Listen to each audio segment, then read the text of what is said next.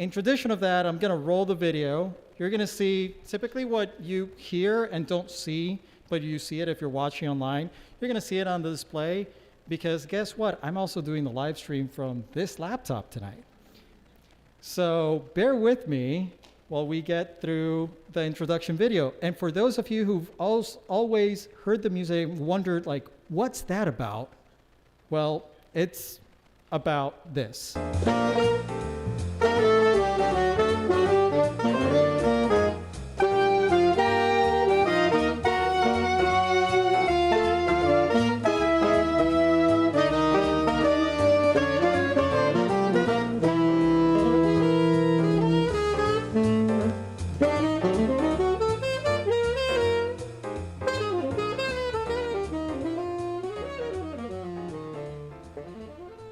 And this would be typically the part where I would tell the person who's like behind up there, like, go ahead and start talking. So I've gone ahead and started talking. And good evening, everyone, and welcome to our January program of Broadband in Alexandria. And it's interesting that we're here tonight because, as Rod pointed out, there's been an exponential growth in this field in just a really short amount of time. So before going any further, I want to start off with the context of why we're here. And I thought that it would be beneficial to come back to the main utilities that we use on our everyday life, right? We rely on power, we rely on water, we also rely on communications. And we used to rely on the phone, and that has since evolved. But if you think of it, any other conversation that you're hearing in the city, any other conversation, is because the infrastructure exists, and infrastructure is this, as the basic infrastructure. So when we talk about housing, when we talk about businesses coming into the city, when we talk about public schools, that requires these three essential components, which some of you may recall that it started out with something like this, right? Who here has heard that noise before? That's great, because that's the foundation of tonight's conversation. As loud as that used to be, right? You all remember that. Sometimes the connection would drop and you would get a phone call back and you would lose connectivity. But again, I wanted to start off with that. So that's how it started, right? From an analog phone call from one home to another, all of a sudden we were able to connect and use that same infrastructure to connect to the internet via dial-up. That evolved to something called DSL. And DSL brought in a little bit better connectivity and speed, but it still was relying on the same technology in the sense of telephony, like telephone lines. Then after that came what most of us know to this day here in Alexandria, which is cable, right? And that increased even a little bit more. And with that also came, parallel to that, came wireless, 4G, 5G, 3G, whatever marketing term you'll want to pick. And with that also came fixed wireless communication, where you would get this modem that you would put in your houses and you would get broadband, but still through wireless devices from companies offering that. But then, while all of this is great, there's a lot of foundational technology, and the biggest one is fiber. And fiber, if you have seen the connection rates down there below, and I apologize for those watching online. Ironically, I can't be switching back and forth between the presentation and the video. But fiber actually helps enable all of these technologies. So tonight's conversation in particular is going to focus mainly on fiber being your new infrastructure or essential infrastructure in order to foster innovation and all the things that are enabled in the city. Again, housing, businesses, etc. Just to recap here, this is a dense slide, but basically summarizing all the connection types that exist out there. And some of you may be wondering, like, okay, so we've seen you in the back. We know that you have some background on technology. Why are you moderating? Aside from being chair of the IT Commission, I also used to be the Director of Information Technology for the Office of the Governor of Puerto Rico, where the last project that we did just so happens to use our public utility company to throw in fiber through a historic area through the sewers, because it was a historic area in San Juan, Puerto Rico, to leverage the public utility to offer fiber for local state government agencies. And why is our panel here tonight? Well, because our panel bring in a diverse set of background from the legal aspect to governance and administration, education, and business and remote work. So with that, let's start off now with this TED Talk over of what is broadband. Let's start off with the fundamental question, and I'll kick this off to just start off the conversation with the panel. Why broadband? So I'll start, how about from Sarah all the way back over there? Go ahead. Hi, everybody. I'm Sarah Kerfassi.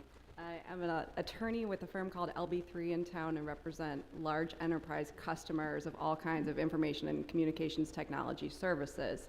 So that's largely the influence that I'm speaking from. I'm also the vice chair of the IT Commission.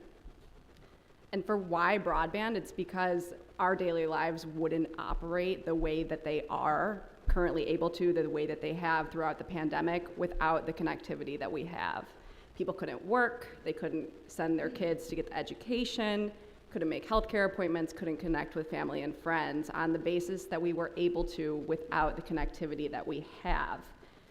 So it's really just the core means of connectivity that we are operating on a global basis with today. Fernando. Oh, I was loading. I froze. So good evening, everybody. My name is Fernando Torres. I'm president and CEO of Nanotech Computers. We are headquartered here in Alexandria. We are a service-disabled, veteran-owned small business company, which we support residential, commercial, and also private government agencies, not just here in the US, but also in Poland. So therefore, I speak English, 3 languages, English, Spanish, and Polish, I forgot. So why broadband? I can tell you from many hats. Like I said, while I was serving my time in the Air Force, one of the biggest and most advantageous paths that we've had to engage with the enemy was the internet. The internet was invented through the military. So that was many years ago. And from a business perspective, I can tell you that if we're not keeping up with time, which means small businesses, medium-sized businesses, enterprise, well, maybe enterprise can pay their own for their own internet, for their own broadband to be dug up and installed. But what about houses? Houses is residents, small businesses, like I said. These guys, the restaurant down the street on King Street, the restaurant on Pitt Street, we cannot afford for a vendor to come out and dig up the street and then for us to pay for most of it.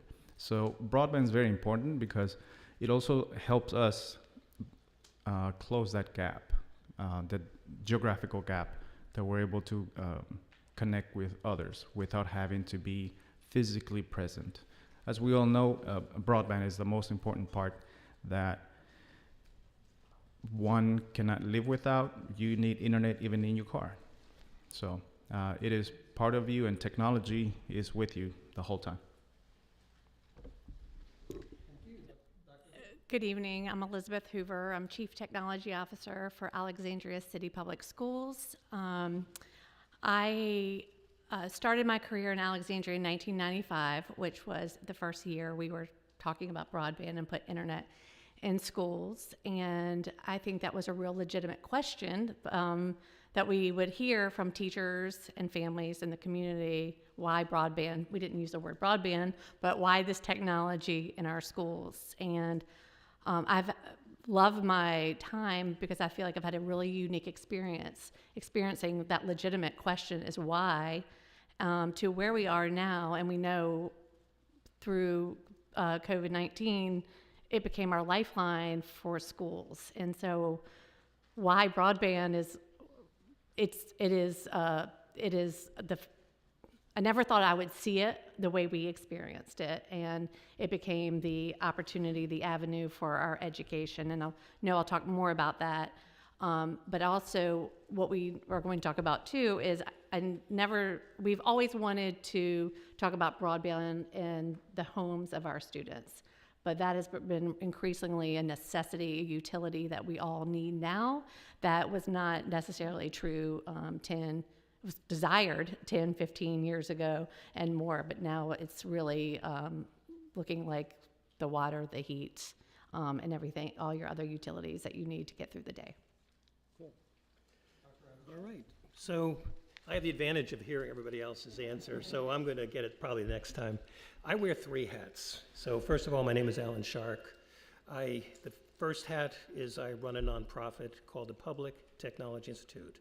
Formed in the 70s when no one had a clue about technology. It was a mystery, and for some it still is. The second is I am a professor at the Schar School at George Mason University, where I teach a course on technology, policy, and public management for the last 14 years. And then the other is, before coming to the present position, where I've been for 20 years, I was the president and CEO of the American Mobile Telecom Association. So for that gave me a very interesting viewpoint, and boy, the changes. So I just want to say one thing when we talk about the question is, what is broadband? That is the worst term in the world. You know, I ask people, broadband, is it broad? Is it wide? Is it narrow? What is it? It's a horrible term, and it describes all the things I just mentioned. So let me just say this. Broadband is all about radio frequency spectrum, whether the signal is going through a cable or through fiber, or whatever, or the air. So I just want to make sure we understand. Broadband can either be wireless or wired. It connects to the internet, and it's fully ingrained with everything we do today. When Ricardo talked about the beginning and that click, click, click, click sound, when we were so excited to have a Hayes modem sitting on top of our big, fat monitors. Also, I have pictures of what our walls look like at home and in our offices. You'd have a modem jack. After everybody went crazy trying to figure out, wait a minute, I'm sharing a modem with everybody in my home? Because don't forget, telephone jacks usually was one jack for how many phones you had, one line. And if you had a fax machine and you had other kinds of broadband, you would be interfering. Get off the phone. And if you had young kids trying to do homework, it was a nightmare. So you would have a modem line, if you were lucky, and the connectivity line. Now everything is in one cable. All our voice, all our data is being carried through the network. So when we hear broadband, it is narrow, it is wide, it is all those things, but it's all about frequencies and signals going through the air or through a cable, and it is clearly a life changer. And I heard the word AI. Stay tuned, there's going to be a lot to do with that too. And that actually is a great segue for the next question, because you just mentioned, and actually if you all saw the slides, I put it at the bottom how the numbers continue to increase, right? You all saw that. And how, to Dr. Allen's point, there were different mechanisms of connectivity there that were being showcased, and the numbers just kept going up and up. More broadband, more capacity through different mediums. So in that regard of how things have evolved, I'll do as a follow-up question, how has the increase in broadband affected your respective fields. So let's start off, again, I need to start shuffling around and I need AI, like a randomizer, to start on the order different. But for now, let's just start again down the line. So how has it affected my field? My field would not be anywhere near what it is without the development of broadband. For large enterprise business customers in particular, not only do they have a broadband connection, but they have multiple different types of connectivity. I mean, tens, if not more, types of contracts per business to ensure that they're connected multiple times over, that if there's a failure in one, they can continue operating on a global basis without interruption. So if we didn't have that, I probably wouldn't have this job. And from Fernando, from the business perspective, I know that you do remote assistance, and you clearly showed at the beginning the effect of buffering. How has increased broadband capacity affected your line of work? Well, in a good and a bad way. Because of broadband and how effective it is, we employed people in Poland and in El Salvador, and we provide those services in those countries. If we would still be, using the fax line machine, for instance, on a 56K modem, I'm not gonna geek out, I promise. I really want to. But if we were still using that modem, there's no way that we would be able to even open up an Excel sheet across a country or internationally. But also because of COVID, that has opened up a lot of doors for us. So we're able to support people in different countries, as I mentioned, but it brings us up to a different point, which is cybersecurity. So in order to have an effective architecture, an effective way of building I'll give you a visual. Think about your house. Every time you leave your house, do you lock your door or do you leave it open? Cybersecurity is the same thing. You want to lock your door, you want to lock your windows. So for us, it has promoted a lot of our services, not just in Alexandria because we started here. It actually allowed us the opportunity to support a lot of different customers from a lot of different fields in a lot of different countries. The challenges that we have is we still have in Alexandria City customers that are using a specific ISP. I don't want to get sued. A specific ISP that is, I think the most they can provide is 15 megabits per second. And basically what that means is whenever we need to remote into that client's office or house, we freeze up. We are literally, and so it takes for that client to either bring their device to our office or we have to send our techs with literally a USB so they can install the program that you can easily download. So the inconvenience, the time it takes, and it comes down to it's more expensive because now we have to deploy a technician over to the house when we could just download if we had access to broadband here in Alexandria. Dr. Hoover, and mind you, at the high level, because later on we're going to go into all the different facets. I'm kind of scared to ask this given the broad scope of everything that ACPS. I will try not to give a historical We could have lesson, a whole but I would program love to. about that. I will say we, in ACPS, we had the 1995 to 2000 technology plan, and this was before the state was giving divisions money, so we were really ahead of it back then, and we wired all of our schools in between 95 and 2000, and that meant putting a computer in every classroom with internet access, and every teacher had a laptop, and there was one server, and you had email. It was revolutionary. And so that was the big focus, and then we shifted really, and I will try to wrap this up, but we shifted to It's all good. providing our high school students their own device to take home at night, and that was in 2003, which was really ahead of the time. And I would say that sometimes it's great to be ahead of the pack, sometimes it's really hard to be ahead of the pack, and that was one of those, lots of lessons learned. It was a lot of work. But that's when we started looking at internet access at home. And so that dial-up sound, We were super proud that we provided all of our high school students 2 hours of dial-up a night. I was excited to talk about it, but now I think about the experience, the lived experience, I don't think was as great as I probably talked about.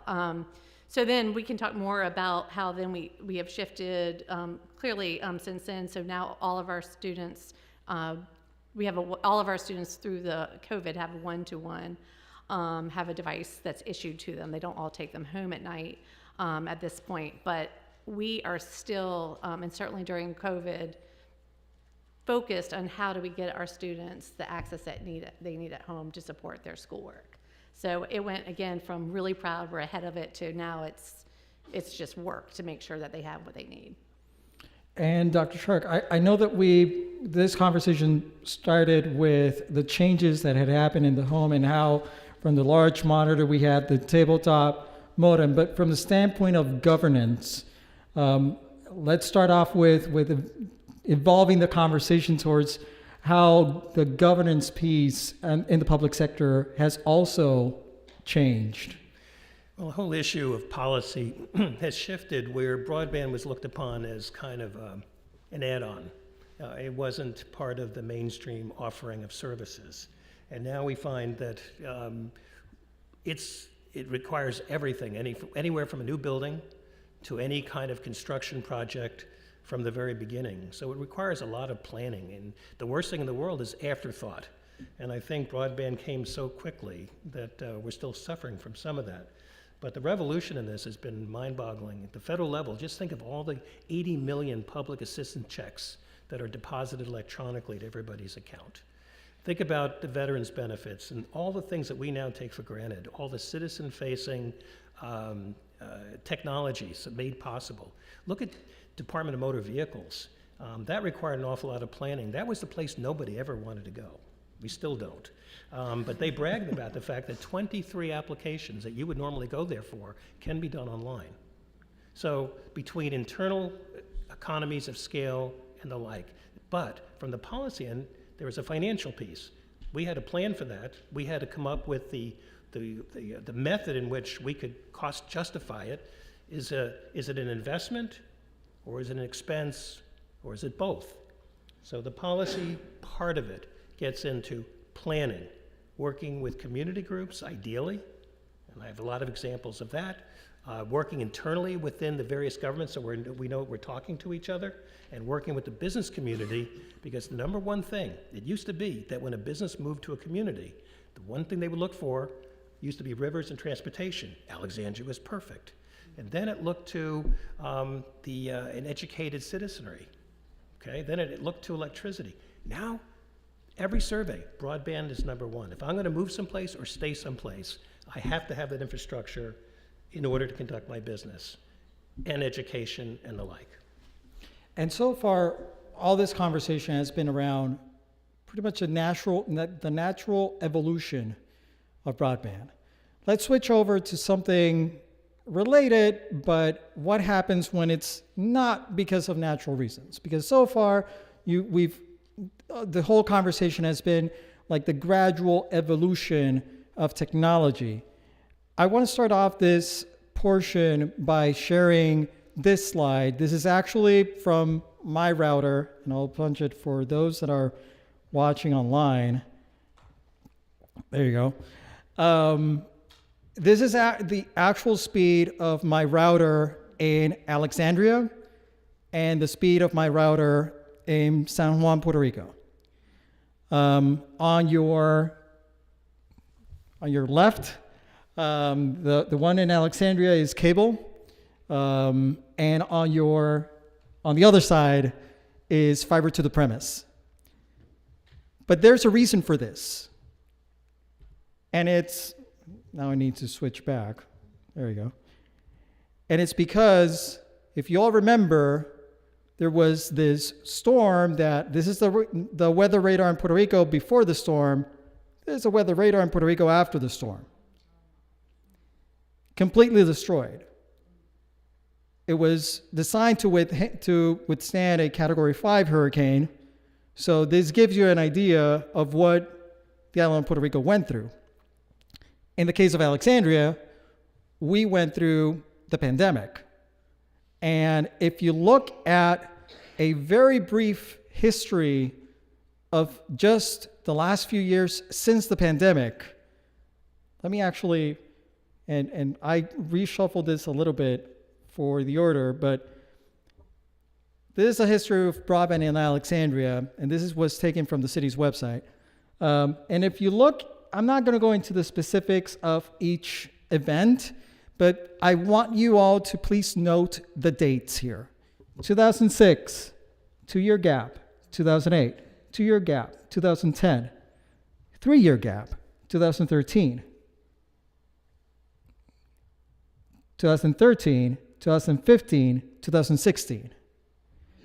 As a matter of fact, there's a gap between 2016 and what happens next.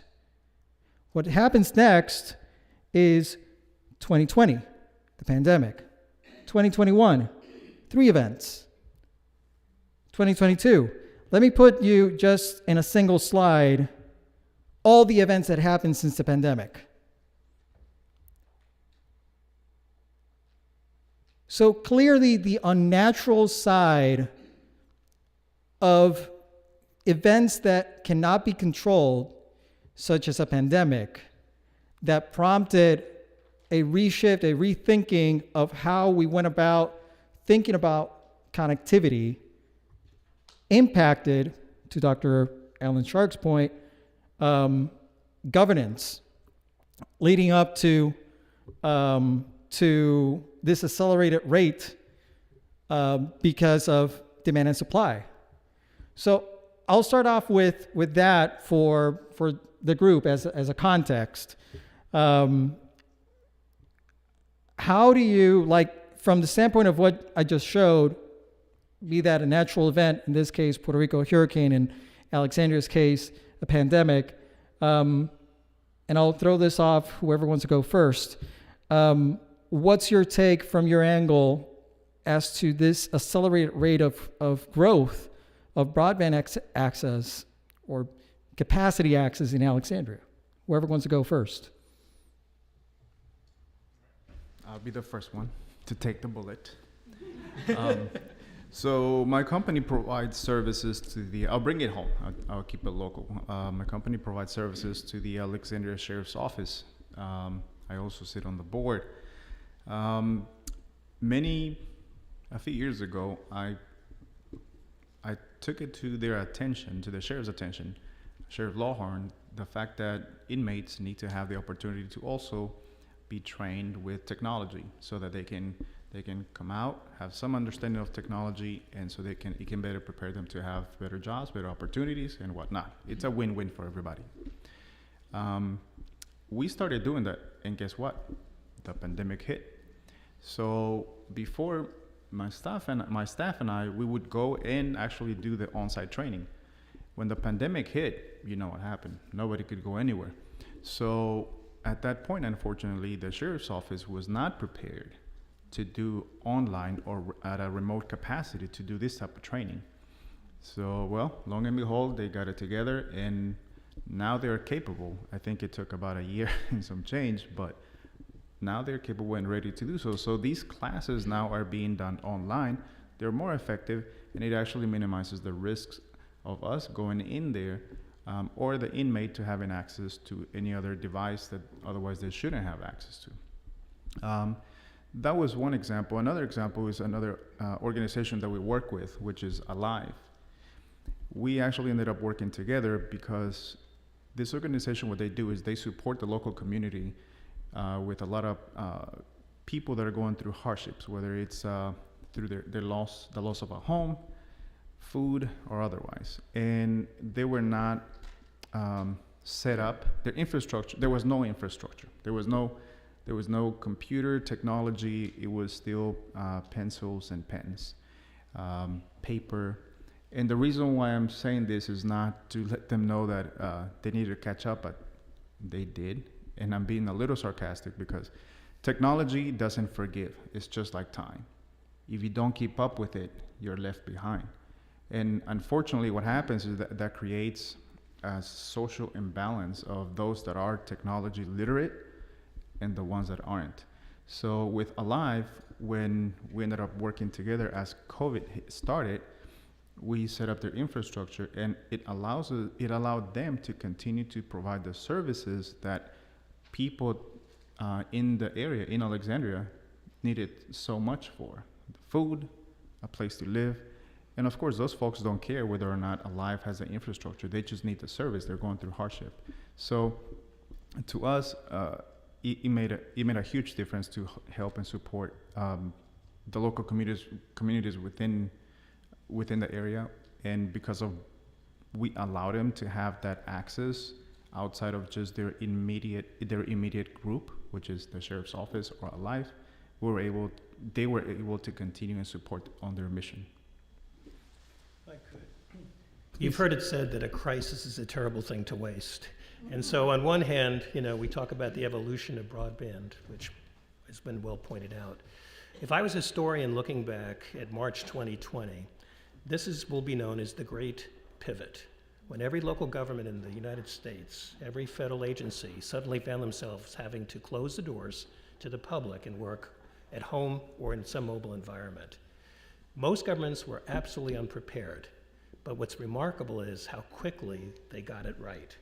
They really came together. They worked with the private sector in ways that I've never thought possible.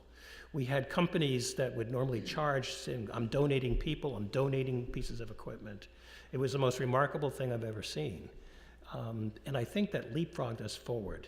So to me, what I saw was this coming together and the realization that when we have a national tragedy, like what we had with the pandemic, we did come together, and broadband is in large part helping to save us getting better information. But as been pointed out, it also exposed the digital gap that exists in education, in health, and other areas for the unserved, because suddenly this wave of acceptance and understanding only went so far. It exposed some roots. It's almost like the tide came out and you saw it was there. People couldn't afford it. They were not getting the information. Grades went down. Hopefully we can learn from this, but to me, it was an absolute transformation, and it changed every government at every level. Talk about policy, every disaster recovery plan, every COOP plan that every government has to have to build in this kind of resiliency and worry about plan B when something happens. In higher education, imagine I'm teaching a course in March, and suddenly, everyone was sent home, and then I had to spend the rest of the semester teaching everybody online. As an aside, I actually enjoyed it for two reasons. One, I could read everybody's name on the little Hollywood squares of Zoom. And two, nobody could sit in the back of the room. I love that. Everyone sits in the back of the room. Everybody was equal, and so I could see everybody. So it was a pretty remarkable experience that exists to this day. So I'd like to follow up on that, because my experience in education, everyone was focused. Vendors were fabulous. Community support during COVID. But what I am seeing now nationwide, across the state, and I'm not really talking about Alexandria, but I'm seeing a pullback of it's over. Yeah. We do not, the funding is going away. We're talking about schools. It all costs money. And so we've had a great amount of money for the last couple of years coming from the federal government to states, to divisions. But what's happening is people are pulling back their devices. They're pulling back their home internet access because the funding is going away. And I think everyone's hoping they never experience that again. But I think we're trying to find what's the right spot for education to be ready and funded and moving. Education is known for not wanting to move forward quickly. We're still we're still in the traditional K-12 calendar, and I thought, maybe naively, that this was really going to change things drastically and education would be very different. I'm not sure it is in many ways, so. Do you want to add anything to that? Or? I would just say it's very interesting to me how so many large businesses that so many of us depend on kept running incredibly smoothly. Your credit cards kept processing, your banks were open, you were able to, make your appointments with your medical provider. And a lot of businesses having built in the redundancy, the only thing they were really debating was the extent of what we call a force majeure clause in contracts. So if an emergency happens, what's the lag of time before someone's responsible for fixing the problem? So I think we're very lucky in the US and on a global basis that our businesses are as advanced in terms of connectivity and the contracting that they have in place to keep those things running, because if the system's operating, our connections to our banks or the ability to book those vital medical appointments online or through a phone connection, which is oftentimes increasingly now run online, things really would have been just drastically worse than they were. And Dr. Shark, I know that you sent me a few slides, and I think for historical context, because I think the slides that you provided connect really well the repetitive aspect of certain things or certain dynamics, but also allows us to move into the next part, which would be the governance part of what could happen if we let accelerated growth doesn't match with the policy. Let's put it that way. So I don't know if you're okay with me sharing a few of these slides. Yeah, talk about policy. This is something that I came across. I don't look at old-time news clippings that often, but isn't it amazing that during the Spanish flu, that the telephone was initially touted as being the saving of society? And it was for about 5 hours or maybe even one day. What they didn't realize is there were no protections, no one was wearing masks right away, and therefore all the operators got sick. So here you had an infrastructure, you had all the technology, but they didn't think the policy through, and the phones no longer worked. And so it didn't fulfill its promise, which did happen this time. And so when we think back at our cities, including Alexandria, how many streets do we still have when we see these power lines, which are both power lines, they're utility lines, they're cable lines, they're everything lines. Not a great place when we have trees that can fall upon it, ice storms, car crashes, and the like. We're moving away from that. Every new construction in this city this is real, isn't that horrible? But I want to tell you something about, in third world countries where you see wires like this, they cannot afford to rewire their cities. What's really happening is they're leapfrogging where we were. Many countries are jumping ahead of us by using wireless technologies in conjunction with fiber. So they're leapfrogging to get rid of this patchwork of wires, this patchwork of cables. So that's why we go back and saying, when we talk about broadband in this discussion, anywhere in the world, we're talking about either wired or wireless or both. Your phone call, if you made a phone call today, it's going wirelessly right here. And it's going to a tower through wire. Then it's going through a cable to the ground from the tower. It's going to a satellite. It's being routed to the most efficient pathway, which could be to another satellite, even if you're calling somebody 1 block away. So really, in reality, it is a combination of this. So when we talk about 4G, 5G, 3G, all these different generations, they have significance, and it gives you a sense of where we're going, at least wireless, because it gives us greater and greater capacity to do more, because spectrum in the air is finite. It's like land. You cannot put any more there. Whatever is existing today is the only thing we can get, and the only way we can maximize it is come up with better technologies to squeeze more out of what we have. So if you look at just 5G and 4G, most of us have that today still, which is fine. The range is like 50,000 feet or 9.47 miles compared to 5G, which is rolling out still, which is only 1,000 feet, only 0.19, but the capacity is so much greater. So if you look at the next slide, we get into it, something I think is very helpful. What does all these things mean between 1G and suddenly you see a new number, 6G is coming up, right? That is anticipated to come up by 2030, where you have terabytes as opposed to gigabytes where we are today. So look at where we are today. If you have 4G, You can do one movie in 20 seconds. By comparison, if you had a 5G device that came out in 2000, 3 movies in 1 second. 6G could be 300 movies in 1 second. So when we think about where we're headed, both in education and training, being able to give more life experiences on a big screen, look at high definition that we take for granted today. This was not possible 15 years ago. These were big, very heavy, very expensive piece of equipment. Now you can get some giant things for a fraction of the price. So this leads us to the next slide. We did a study in 2023, so it's not that old, and we asked local governments in terms of broadband infrastructure, because every local government is concerned. From the policy side, are they offering enough? Are their zoning ordinances making sense? Are they doing enough to attract more business? About 50% said we are where we want to be, okay? And then about 75%, only 19% are where they want to be. So this is a work in progress. Most are saying that we're getting there, but we're not near where we need to be. 8% were even unsure. Only 15% of local governments across the country said they are where they want to be. So there is this recognition that government, one way or the other, we could talk about that, can do more. So the next slide gets into something I think is kind of interesting. I wrote an article based on something that was written in Consumer Reports.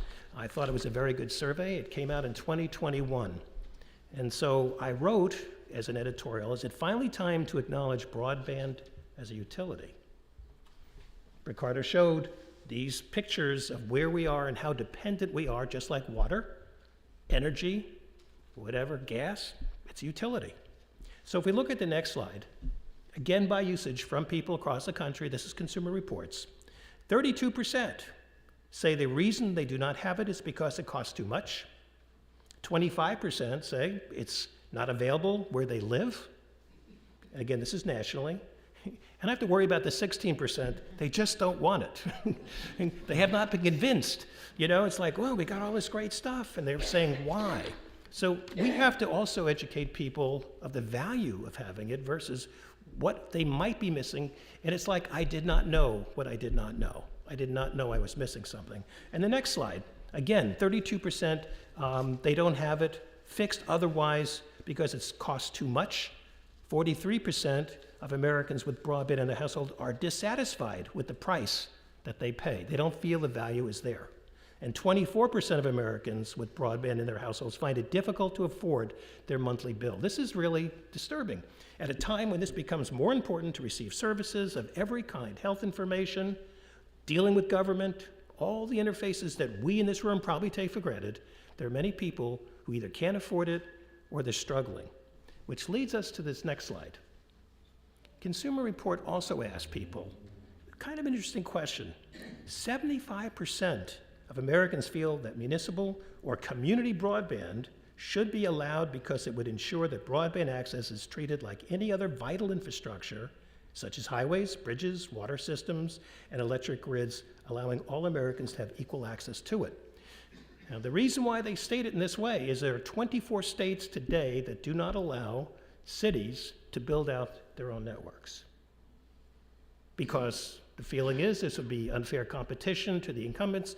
You take away their incentive to invest more. And I was on the forefront some 20 years ago on fighting for municipal broadband. And I have to tell you, I have changed my tune. I have to tell you that those who did do that were not very successful. They were successful in announcing it, and I do believe there's a role for government to be the provider of last resort in all government facilities, in schools, libraries, senior homes, and the like.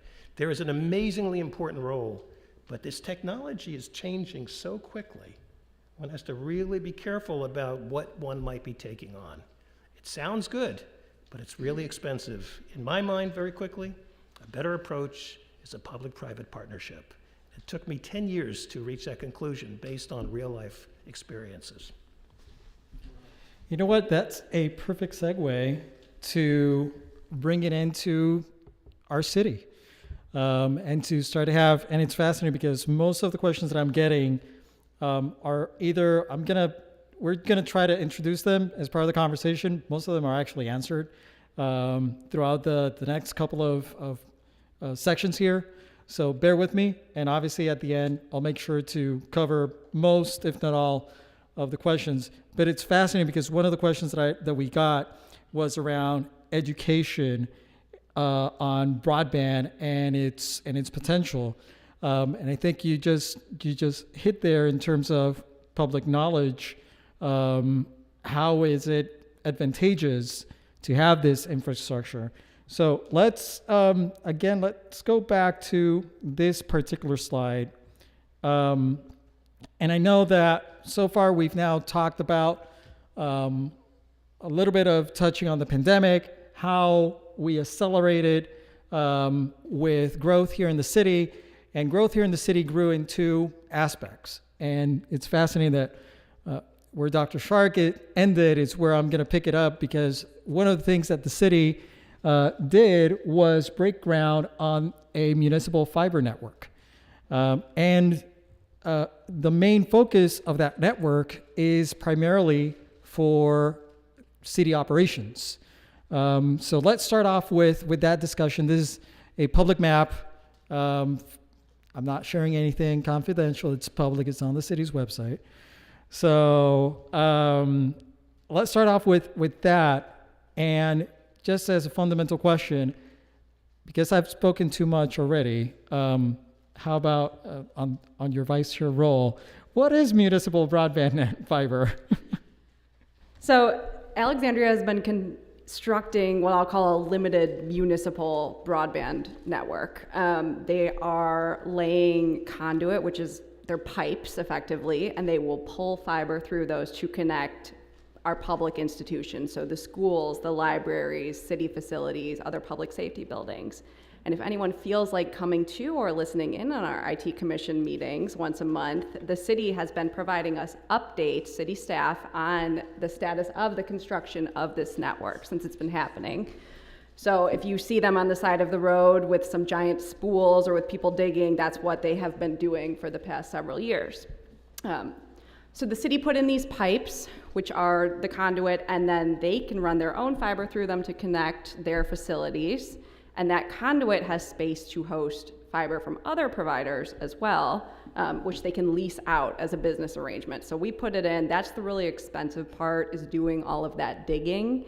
And then we can say, hey, if you want to push your fiber through and offer additional broadband service to our residents, go ahead. But right now, the city is sticking to only connecting its centers of operation. They are not serving the general public. And having said that, obviously this presents different kind of challenges. I think, again, based on the slide that you saw earlier, the pandemic, in an odd way, accelerated the development of breaking ground. But what other challenges might you see short term that the city may face? I mean, right now, the fact of the matter is that the city is leasing capacity and it's shifting to its own capacity. What additional challenges and I'll move around through the whole panel on this because it's part of a governance question, but let's start it off from the legal side. So my job is to think about all of the bad things that can happen when you're doing a transition like this and write out the ways that you can stop them in advance or you can fix them if they arise.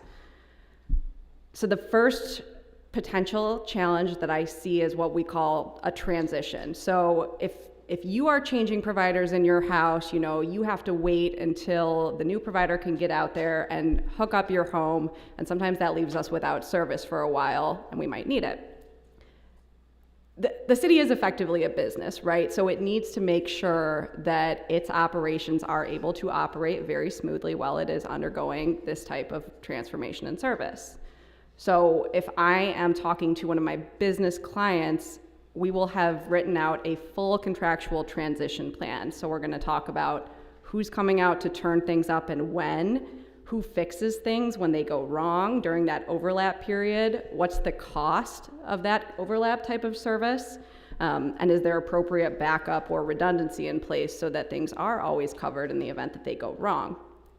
This is a really significant part of the contracting process to make sure that you get this right, so that if someone does need to call our city's emergency services, that they're not reaching a line that doesn't pick up and doesn't come to serve them. So that's first.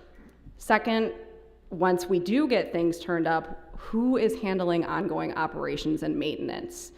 That's the day-to-day operations. If there is a fiber cut, which I'm sure unfortunately most of us have experienced with the incumbent, sometimes that's out for a very long time. So for the city's municipal network, are they going to hire appropriately skilled staff? And as we heard, it's a really highly skilled job. It's not something, you know, that you can just pull somebody off of the street and train them to fix.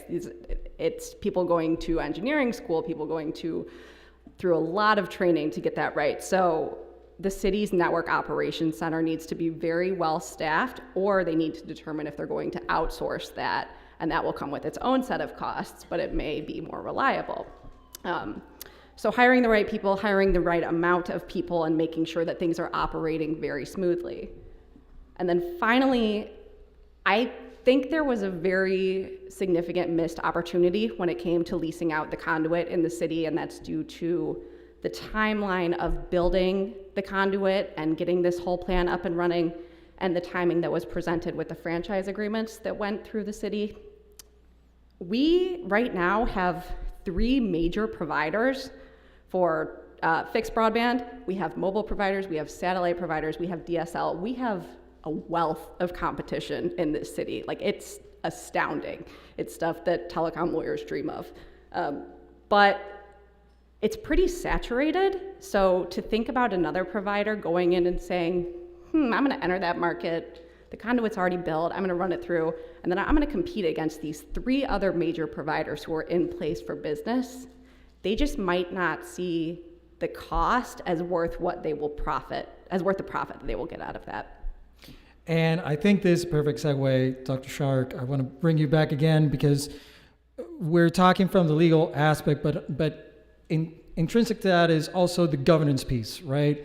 Of how the city goes about building out and with the challenges of how it will operate and all of that. And then I'll also go to Dr. Hoover and Fernando, because obviously from the standpoint of business permits and also from the standpoints of public schools and connectivity to our infrastructure, those are 2 additional aspects to talk on the municipal fiber. So how about we go a little bit about governance, given that this context? Well, when it comes to governance, it really is about the planning process, right? It's looking at what are the goals. Not all, I mean, legal is big, and I agree everything that Sarah said. And I want to make sure I'm not misunderstood. The muni broadband that I feel doesn't work is when a government competes with the incumbent. What Alexandria has done, to me, is enviable to most cities in this country. The ability to build an infrastructure, a fiber, is the envy of most cities in this country. That's ideal. When you think of the importance of public safety, public health, education, all being tied together, and having a better handle on the control of those conduits is absolutely important. I totally endorse that. And the beauty of the plan, thinking it through, was how do we pay for this beyond the cost that we know, and that is, can we lease out to other people? And that's where this partnership, in my mind, comes in. Now, in some cases, the other way around. Some cases, the incumbent has excess capacity of their fiber, and they lease it back to a city. Now, that is less preferable, only because you have less control. You're at the mercy of that company's policies and whatever maintenance procedures they may or may not have. They don't always feel the mission criticalness that a local government has to have. When an ambulance comes to your door, you have microseconds to respond. You want to make sure that you have a robust, always-up system to the extent possible. So I think the city has planned well, and the governance here is looking at the master plan, looking at the idea of leasing out the unused portions of that fiber so that it can be used either by businesses on a lease basis or by competitive forces, which I think every government would like to have in their city. Competition is good for the public in many, many ways. We need competition.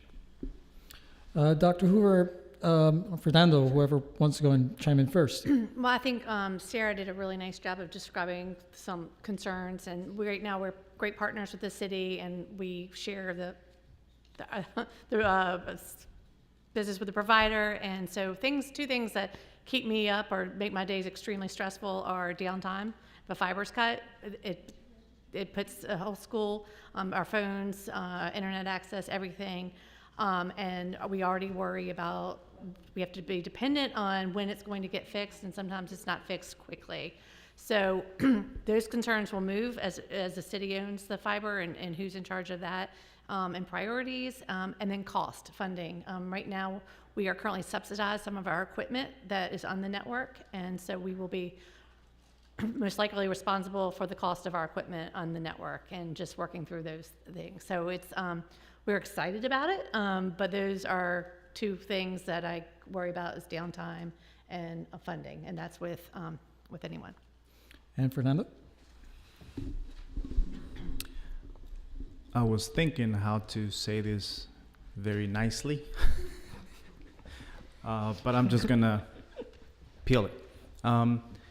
So everything that all the panelists have said is for most part accurate from my point of view, and simply because I run a business, I understand how this works, and to give you a visual of the so you can compare the magnitude of the project from enterprise level to, again, bring it to your house is, well, think of, you just bought a house. You moved out from your house, and now you just bought a house, and you have to set up internet in your house. Show hands. When you bought that house or when you moved into that apartment, was dealing with the internet provider, was it easy? Exactly. So when Sarah said downtime because of that transition, yeah, think of your cell phone when you disconnect from Verizon and you go to T-Mobile. Same thing, because you're trying to port over the phone number. Now I'm bringing it local so I can give you a visual so you can understand, and that's my biggest concern is understanding the magnitude of this project, because it's at an enterprise level, it is gigantic. It can cause serious downtime for a school system. And if the school system's down, it would just be a repetition of COVID. They would not be able to go to school. We have to go to chalkboards and the blackboard. So the challenge is, to me, the biggest one is the city government itself has to build its own capacity, as Sarah mentioned, of course, its own capacity to be able to handle what's coming. And I'm going to talk about the elephant now, which is I will start by laying more fiber at right above Potomac Avenue right there. And that, yeah, the one, yeah, just, Oh, okay. no prophecy, but I think that would be it. And then I will go on the west side. So the reason why I'm saying this is because there is so much happening into Alexandria, so many big level enterprises coming in. We don't want to just say, oh my gosh, we didn't know this was going to happen, and now we have to, push comes to shove, just figure it out. We had many years to figure this out, and I'm still wondering up to today, why is it the Alexandria City, which is right next to DC, we're in Virginia, and there is a server farm, there's a hub in Fairfax where there's tons of servers that are supporting global economies. We are still here using 25 meg speeds.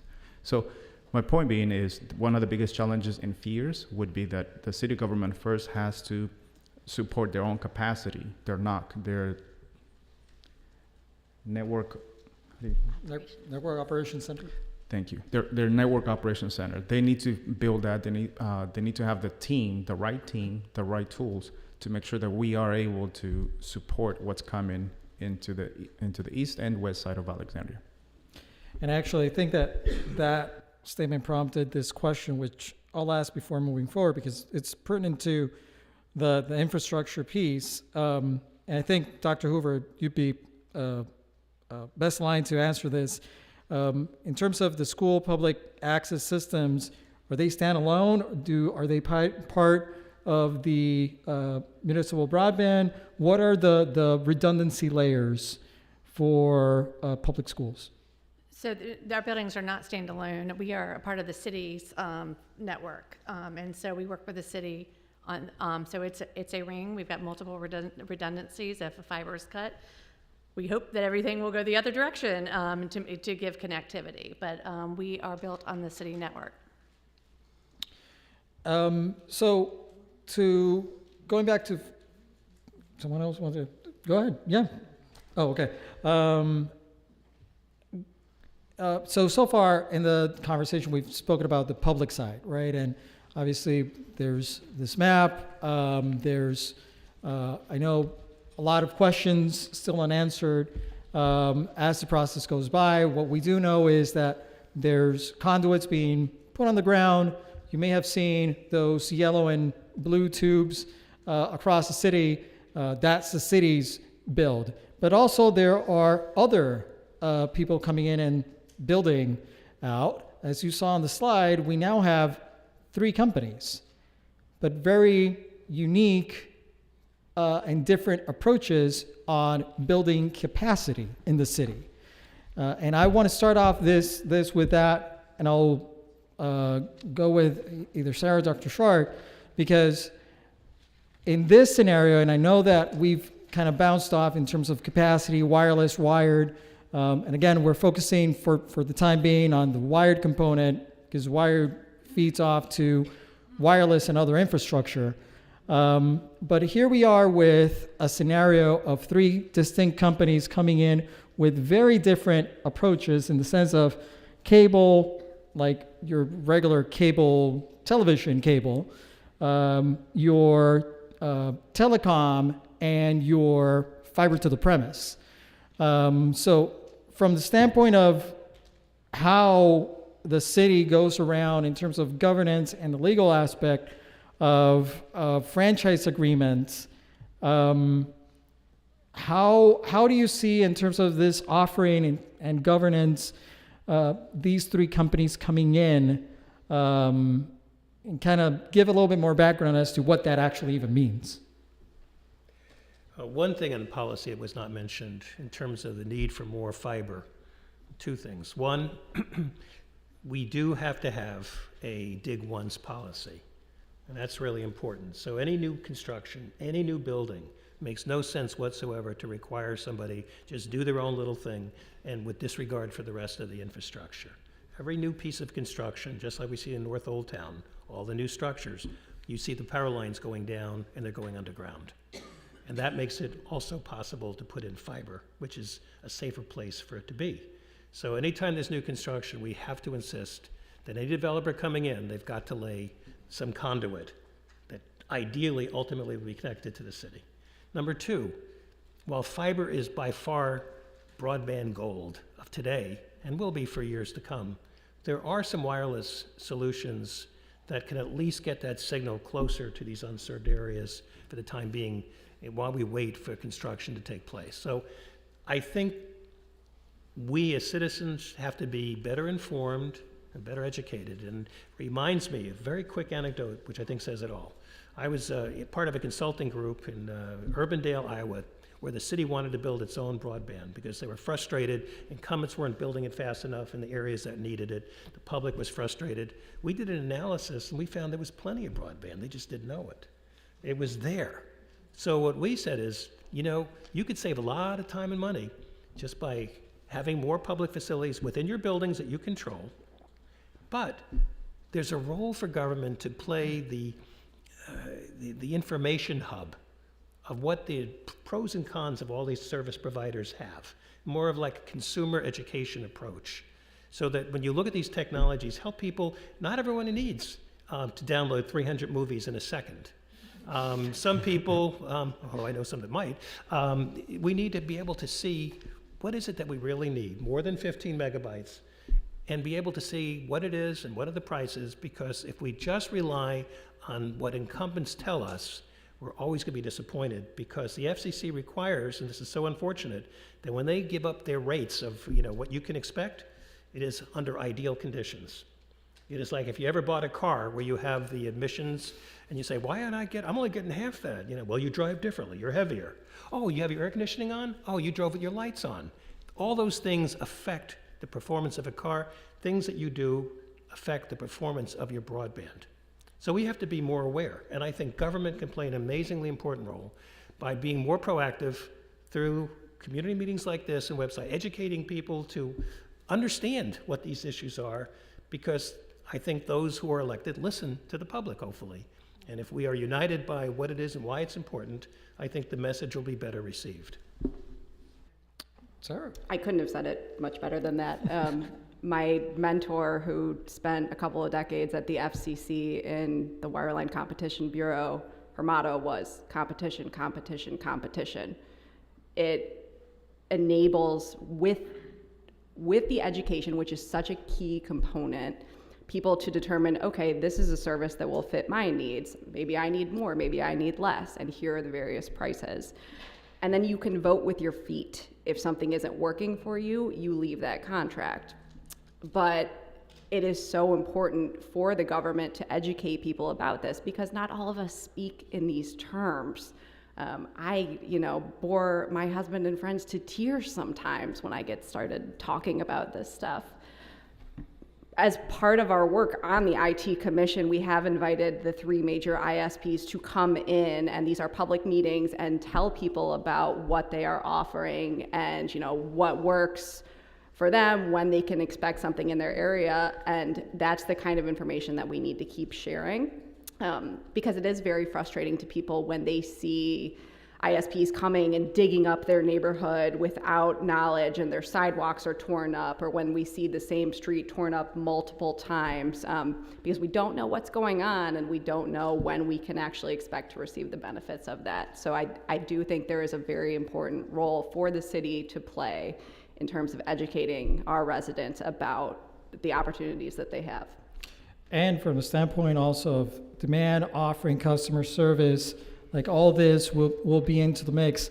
I know that I'm starting to run a little bit short on time, but one of the points that we discussed earlier was around equity, and was around access, and how it influences how in our community who gets access to what.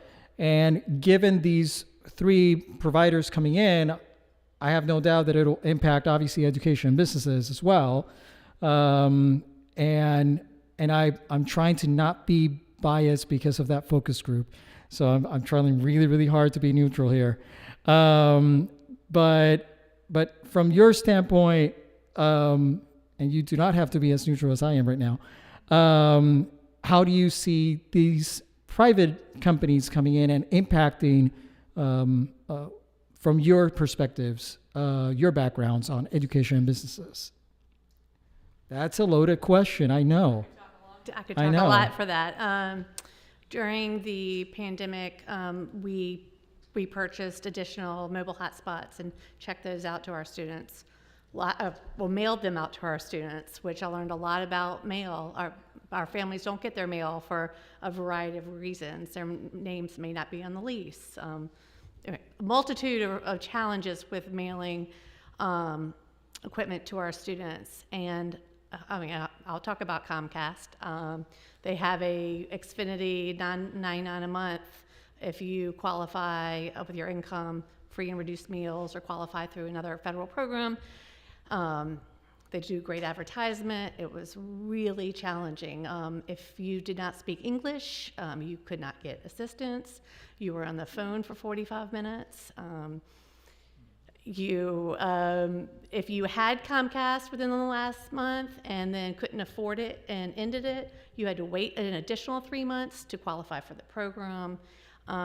We really had a lot of challenges, and Ricardo and I sat on really moving, incredible focus group with families and the importance of it and their challenges with Comcast. And I do believe they think they're doing a good job. I don't think there is bad intent, but malintent, but it's really hard to come into a diverse community and support our families in the way that they need to.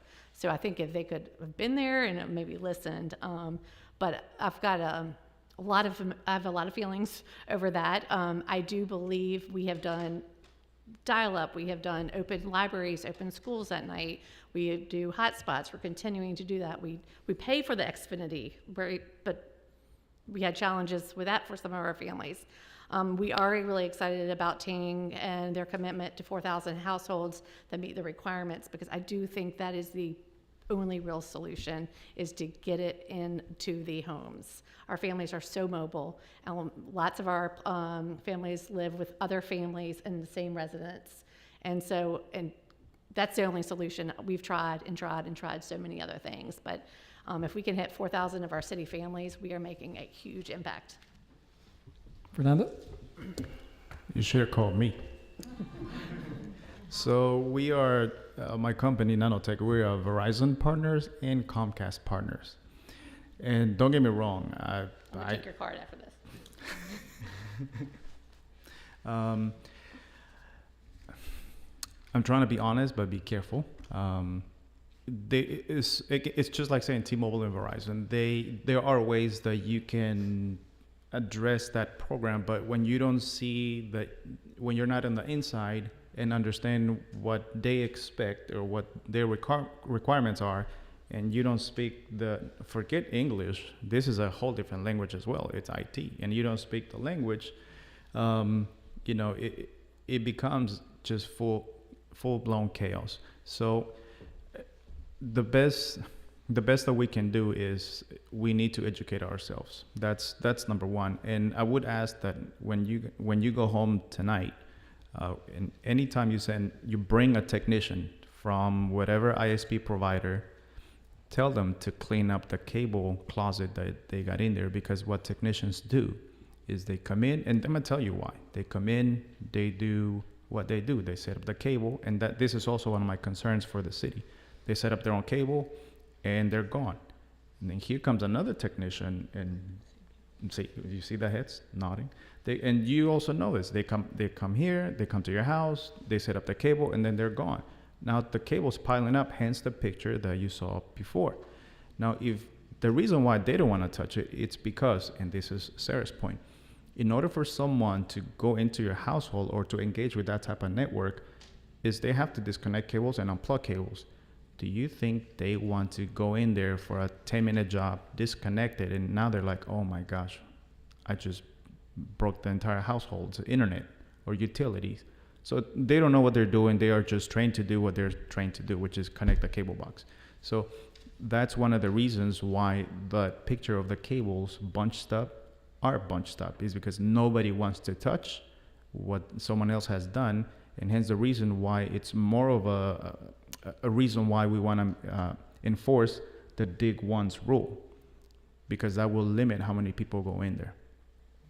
I think that is, I would hope that at some point that part of a building inspection would include these lockers in buildings. So there would be a neutral party, a municipal, that would be looking at the wiring. So it's one thing, dig once, but it's also to dig often, meaning take a look at what's going on. If no one's going to take ownership, somebody has to. I've seen some really messy, what we call closets. Townhouse communities are off to the side, and you have different providers coming in. Nobody owns that, but if anybody owns it, it's the building. So we have to kind of rethink who is ultimately responsible, and when it comes to inspections, who should be looking at that and what are the consequences? Because over time, that's going to be a growing problem. You're going to see that wired mess that we saw in the wired picture with these new technologies. So I know that we're really running out of time now, and it would be incorrect to leave it off without asking the question, and now what?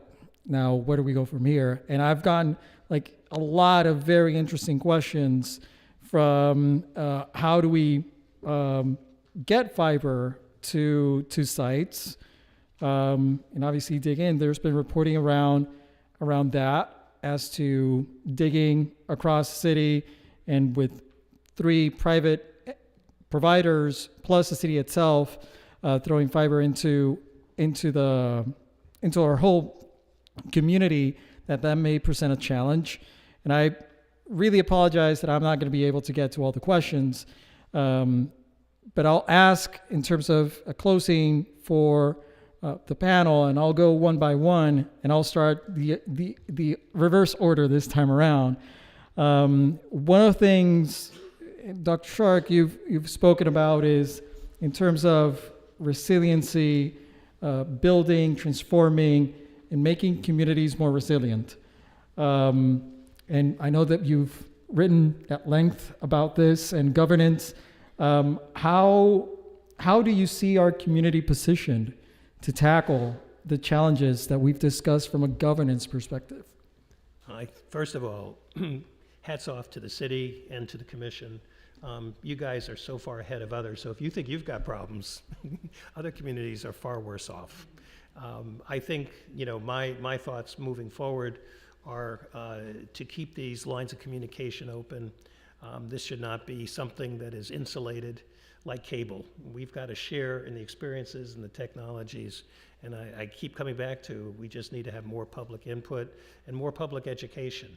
I really believe that ultimately I'd love to see a more robust offering on the City of Alexandria's website that talks more about these technologies and talks about all the information that, some of the things we're sharing here, some basics, maybe even offering some online little tidbit courses, maybe TikTok kind of things, when you have an issue, what does that mean?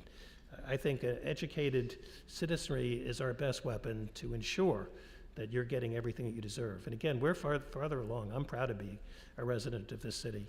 So much is right, but like anything, you cannot sit back. The technology continues to change, it evolves. We need to always be in the forefront and understand that we cannot sit still, that there are people still being unserved. There are strategies, and we should not be waiting for our providers to do what we think is the right thing. We have to be more proactive. We have to figure out ways. Are there ways that we, the city, can subsidize? Or can we, like in many cities, when I was also teaching at Newark, all our libraries had nothing but courses on how to use online systems. We were teaching people, utilizing public facilities and libraries to educate people who are not here tonight. How do we get the word out so that they become more educated what they're missing? 16% don't even want what we're talking about tonight. I'd like to know more about that. If it's not cost, what is it that they're missing? So again, we have a job to educate people. I think it begins with these kind of discussions, with organizations like you represent, and I would love to see more on the city's website. Dr. Hoover, from the education perspective. I think we are ahead of other, I know we're ahead of other school divisions and their relationships with their counties and cities.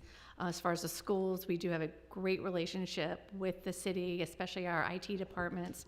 We've been on the RFP committee for the municipal broadband project for years. This is an investment that I know that, well, the education feels, ACPS feels like a valued partner in that, and I think that's really important. The city's also been doing digital equity studies and focus groups and interested in having the help desk for seniors because it isn't just about education, right? It's not just about our students. It's about our whole community because our senior citizens are helping our kids, and it's all interconnected. So I think that could be a whole nother discussion of what we're doing in the city as far as educating and talking to our community and learning from them, and especially our non-English speakers and the efforts that we're doing with them. So I think as for the education, I'm grateful for where we are. Fernando. I'm just going to highlight the importance of building capacity again in the city. It's very important that if we don't have that capacity, we can sit here and talk about we want to bring in all kinds of entertainment corridors and whatnot, but in reality, it's going to come down crashing and just burning. So we need to make sure we have the right staff, the right talent, the right people, the infrastructure. We talked about, most of us tonight we talked about today's technology. A lot of you know, and we didn't even touch on that because that's a whole nother 20 hours. Machine learning, AI, ChatGPT, you guys already know there is Web 3.0, there's Wi-Fi 6. So we are already on next generational technology and we're not even there yet. So my biggest concern, and kudos to to Agenda and to you, Ricardo, and of course to the commission, trying to get this going, because it is informative to those folks that are not familiar with technology like we are, but at least you're trying, you get to understand, and you know when to speak up, because now you're at least open to what's up and coming. Sarah? God, it's really hard to go last after listening to all these experts. I would hope that the city continues to seek out and work with experts as it is developing the limited municipal fiber network, engage in public-private partnerships to take advantage of that competition and to take advantage of their knowledge to educate our residents about the offerings that are available. One thing that I know was Rod mentioned at the beginning, which, as you can tell, we didn't discuss a lot of it about AI. And the reason is, we'll definitely do another program or a podcast. And the reason for that is that in order to have AI, you need connectivity. And this is a foundation in order to have any of those tools out there. So in order to have that discussion, we need to be connected. In order to be connected, we need to make sure that us as citizens are driving that conversation, which is why, in part, this program tonight of Agenda Alexandria, which I know that it may have seemed at the beginning that it was mostly going to be educational, but there are challenges, right? This is not just everything a done deal with an evolving technology like this. So I appreciate everyone's patience with all the challenges that I had going on tonight. I apologize that I couldn't get to all the questions, and thank you again.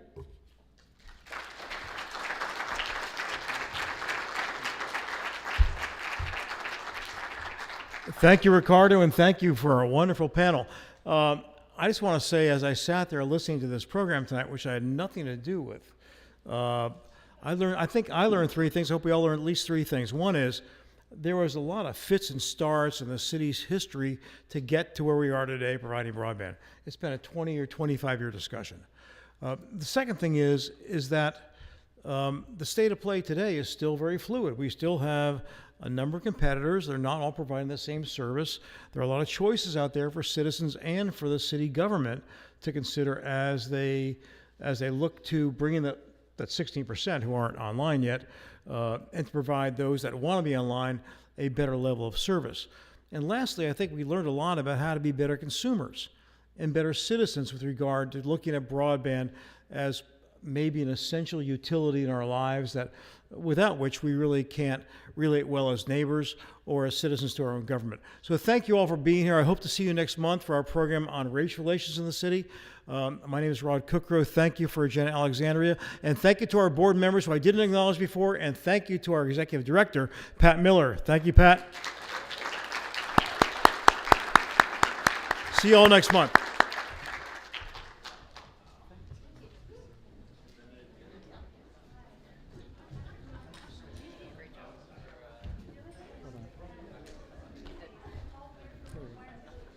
What?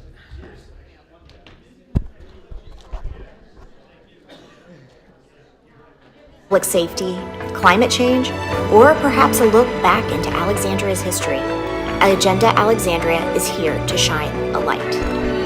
What makes the organization so successful is our people. The people who run it, our panelists, our moderators, and of course, our members. Agenda Alexandria is a member-funded organization, and we invite you to become one today by visiting agendaalexandria.org.